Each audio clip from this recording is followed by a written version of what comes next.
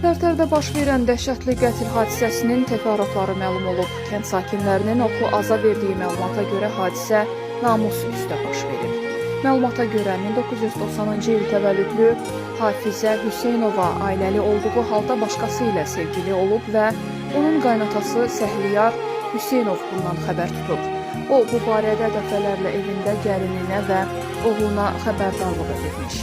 Məlumata görə kişi oğluna təklif edib ki, həyat yoldaşını qətlə yetirsin, amma oğlu onu eşitməyib. Bugün səhər saatlarında Səhliyar Hüseynov mətbəx bıçağı ilə gəlininin yataq otağına daxil olaraq onu xüsusi amansızlıqla qətlə yetirib. Səhliyar Hüseynov gəlinini 24 bıçaq zərbəsi ilə qətlə yetirib. Hadisə şahidlərinin verdiyi məlumata görə qətli törətməkdə şübhəli bilinən Səhliyar Hüseynov səhər saatlarında tərtiblə oğlunun işə getməsini tələb edib. Bir müddətdən sonra isə oğluna zəng edərək törətdiyi hadisə barədə məlumat verib.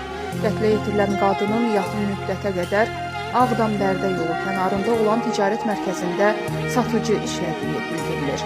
O, bir neçə gün öncə ailəsinin təkibi ilə işdən çıxıbmış. Hadisəni törədən Səhliyar Hüseynov bıçaqla birlikdə Tərtər rayon polis şöbəsinə gələrək hadisəni törətdiyini etiraf edib və polisə könüllü olaraq təslim olub.